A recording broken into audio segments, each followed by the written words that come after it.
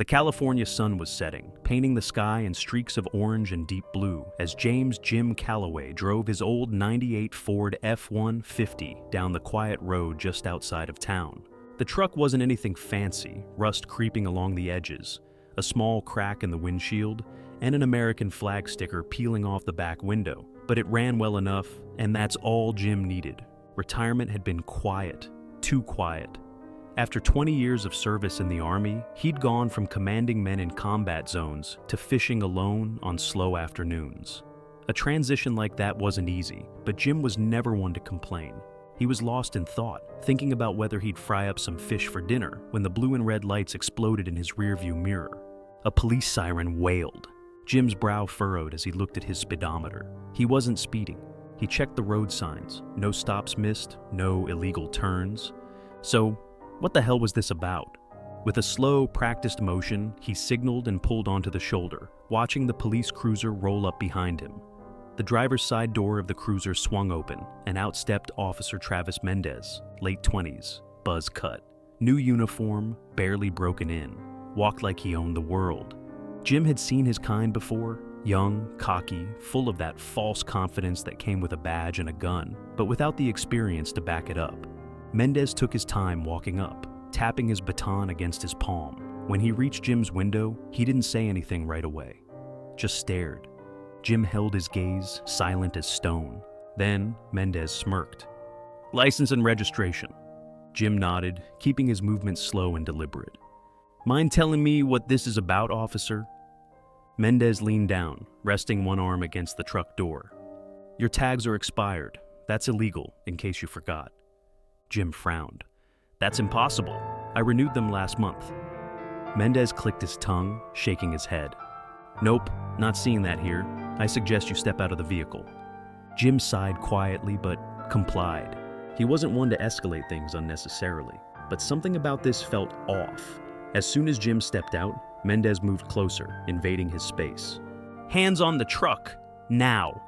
Jim clenched his jaw, but turned and placed his hands flat against the warm metal. Mendez patted him down with more force than necessary, his movements slow, drawn out. Enjoying this. The other cars on the road slowed down, drivers watching with curiosity. Jim was used to eyes on him, but not like this. Then came the first real insult. "What's the matter, old man? Not so tough without your little army buddies?" Jim stilled. His fingers twitched against the metal of the truck, but he took a slow breath.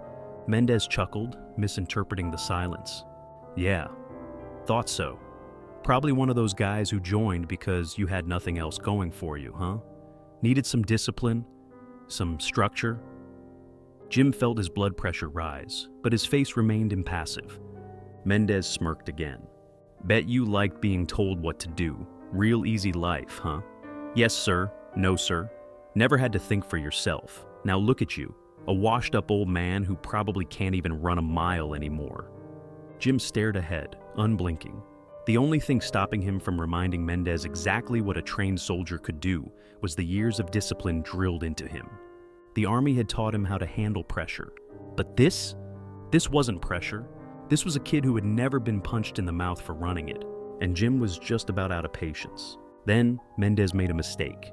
He grabbed Jim's shoulder and shoved him harder against the truck. "You're lucky I don't haul you in, Grandpa." Jim's fingers curled into fists. Mendez leaned in close.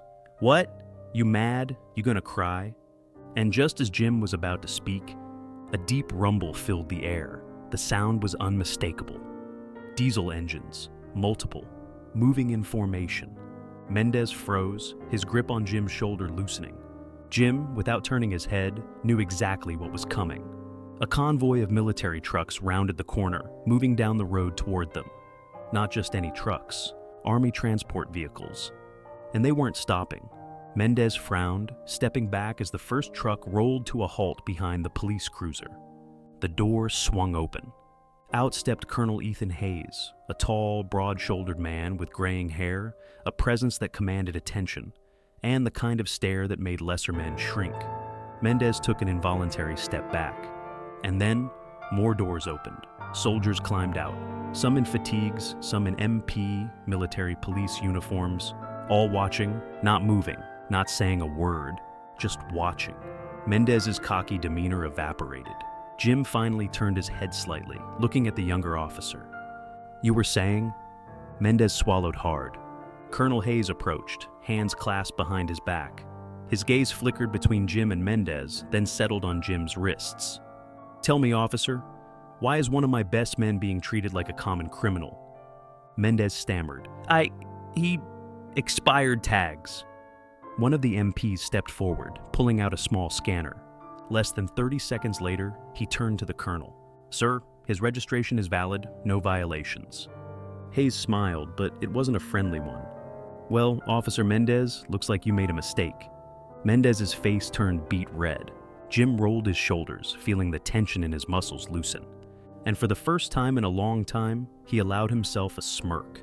This question mark. This was about to get very interesting. The air around them was thick with unspoken tension. Mendez shifted uncomfortably, his former arrogance melting away under the weight of the dozen soldiers watching him in silence. Jim stretched his shoulders, rolling out the tension, but his eyes never left the younger officer. Colonel Hayes took a slow step forward, standing just inches from Mendez, his presence like an approaching storm. "So, Officer Mendez?" Hayes' voice was calm, too calm, the kind of calm that meant someone was about to have a very bad day.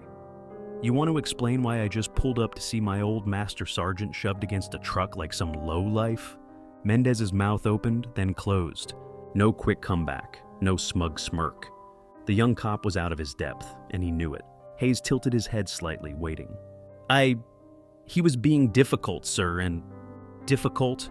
Hayes cut him off, his tone suddenly sharp.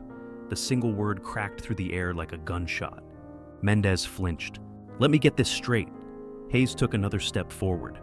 "A man who put his life on the line for this country, who fought so entitled kids like you could strut around acting like tough guys with badges, was being difficult?"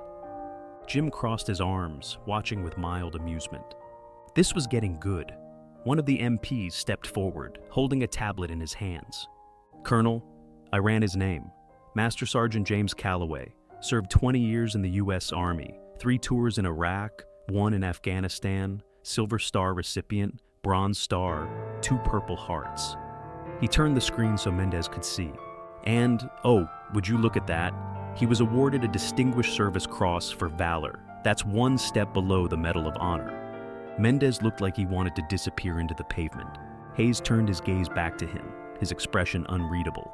"So, tell me, officer, you were just humiliating a man with a resume longer than your entire career. For what? Because you could?" Mendez gulped.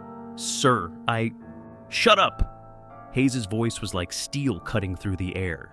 The MP holding the tablet wasn't finished. "And according to DMV records, his registration is valid. That means this stop was completely unnecessary." Silence. Jim just stood there, arms still crossed, watching it all unfold with the patience of a man who had seen much worse men crumble in front of him. Mendez's eyes darted around, looking for a way out. There wasn't one. The bystanders on the sidewalk were watching closely. Some were filming. The military convoy had come to a complete halt, and all eyes were on him. He had nowhere to hide. Then Hayes dropped the final hammer. "I could call your supervisor. I could file an official complaint. Hell, I could have you suspended before the end of the day." Mendez's mouth went dry. Hayes leaned in slightly, lowering his voice just enough for only the two of them to hear. "Or, you can take that badge off, apologize, and walk your ass out of here before I have you mopping floors at the station for the next 6 months." Jim raised an eyebrow. Even he didn't expect that one. Mendez hesitated. Then, with a deep sigh of resignation, he slowly reached up and unclipped his badge. He stared at it for a moment before placing it in Colonel Hayes' outstretched hand. "I'm sorry, sir," Mendez muttered, barely able to get the words out. Hayes tilted his head, waiting. Mendez swallowed hard, then turned to Jim. "I'm sorry." Jim, ever the professional, didn't gloat, didn't smirk, didn't rub it in. He just gave a small nod. "Learn from it." Mendez nodded once, then turned and walked away, heading back to his cruiser with his pride in shambles. Jim exhaled, turning back to Colonel Hayes. The old colonel grinned. "So, Master Sergeant, still managing to stir up trouble, huh?" Jim smirked. Trouble always finds me, Colonel. The younger soldiers in the convoy grinned, some shaking their heads in disbelief. One stepped forward, Private Dawson, barely out of his teens. Master Sergeant, sir. He looked almost nervous. It's an honor to meet you. My dad served with you in the 82nd Airborne. Always told stories about you. Jim raised an eyebrow. Oh yeah! Did he tell you the one about the time I had to carry him out of a bar fight in Germany? The convoy erupted in laughter. Dawson's face turned red. No sir, he left that part out. Jim grinned. Colonel Hayes clapped him on the back. You got time for a meal? We were headed to grab some chow, my treat. Jim, without hesitation, nodded. Yeah, I got time. As he climbed into the lead truck, surrounded by his brothers in arms once again, he realized something. For the first time in a long time, he didn't feel alone.